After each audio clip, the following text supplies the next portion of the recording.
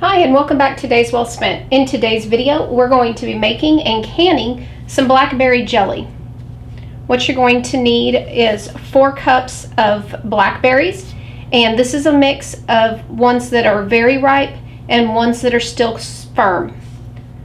The juice from 1 lemon. If you're using bottled lemon, it's going to be about 2 tablespoons. 4 cups of water, and if when you add the 4 cups of water it's not enough to cover the berries, add a little bit more. 3 cups of sugar, and then you're going to need a pan. And if you're canning it, you're going to need your water bath canner and your canning jars. You're also going to need either some cheesecloth or you're going to need a jelly bag. This is a jelly bag, and that's going to be to strain off our blackberries from the juice. Now I'm going to be using the Ball Fresh Tech home canner. It's an electric water bath canner, so I've got my jars preheating. First thing we want to do is to get our blackberry juice made. Add our blackberries to the pan, and then the 4 cups of water. Again, you want to make sure that you've got enough water to cover the blackberries. For the blackberries, a fourth of them you want them to be firm and ripe, but the other 3/4 you want those to be fully ripe berries so they easily came off the bush. You want to make sure that you've washed and de-stemmed or removed any caps from your blackberries. And mash your blackberries. You'll just mash them. You could use a hand blender until all of them are smashed. Once you have it all mashed up, we're going to go ahead and cover it. And we want to bring it to a boil on high heat. Make sure that you stir it to prevent it from scorching. After we get it to a boil, then we're going to reduce the heat and simmer it for 5 minutes. So we're at a boil now. We're going to reduce the heat to low, and we want this to simmer for 5 minutes. You do want to make sure you keep stirring it so that it doesn't scorch. And the foaming is normal. Once your blackberries and water have been simmering for 5 minutes, we're going to go ahead and turn it off, and it's time to strain it. So to strain it, I'm going to be using a jelly bag. You could use some cheesecloth that was layered up. With a jelly bowl, with a jelly bag, it is suspended over a bowl. We're just going to pour it in over the top. And remember, since this is hot, you want to be really careful.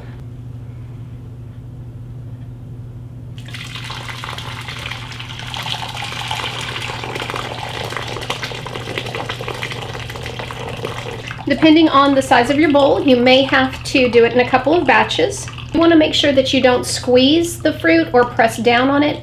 Just let it naturally drain.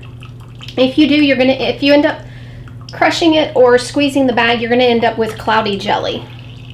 Depending on your countertop, the blackberry juice can stain. That's why I've got some paper over top of ours, since it's a white counter. Now that our blackberry mix has strained, it's time to go ahead and make our actual jelly. To make the jelly, we're going to pour in the mixture that we strained, and this is the strained blackberries and the water. And the juice from 1 lemon, which is a couple of tablespoons, and the sugar. And then we're just going to stir this mixture. Stir it until the sugar dissolves, then we're going to bring it to a boil. And we're going to let it boil until it sheets, and I'll show you what I mean by sheeting. Our jelly is boiling. What we're going to do is we want it to get to at least 220 degrees. That's when it should start setting. If you don't have a thermometer, I'm going to show you guys how to use a sheeting method, and you're just going to need a metal spoon. So to check for sheeting, what you're going to do is you're going to put your spoon in and see how the jelly rolls off, or the blackberry juice rolls off. That means it's not done. So what we're going to do is we're going to keep checking, and we're watching for it to actually stick to the spoon and just kind of glop off instead of pouring off in a stream. If you're planning to can your jelly, make sure that you've got your jars preheating once you're getting close to that sheeting stage. If you're not planning to can the jelly, it will need to be stored in the refrigerator and used within about 2 weeks.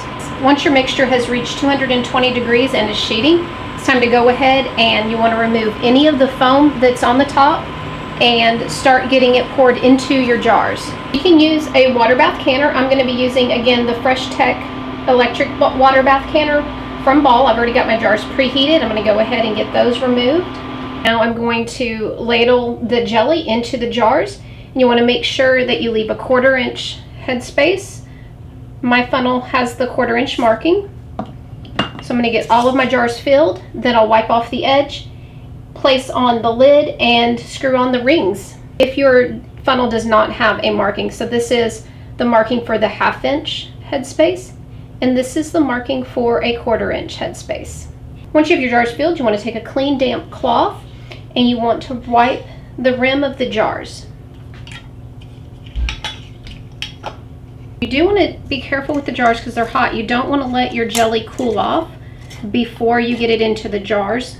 Plus you've preheated your jars. Use your jar lifter if you need to. We're going to get them placed down in the canner. For the electric water bath canner, what we're going to do is we're going to push jelly 1 and then start.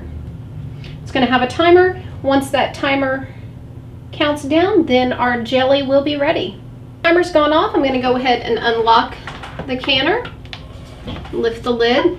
You want to make sure that you lift it away from you. Using my jar lifters, I'm going to take the jars out one at a time and place them on a cooling rack to cool off. So I'll let these cool for at least 12 hours, making sure not to push in on the center because that will give us a false seal. If you choose not to can your jelly, you just put it into jars. You want to make sure that you refrigerate it and use it within about a week to 2 weeks max. If you guys have any questions about how to make and can blackberry jelly, let me know down in the comments section.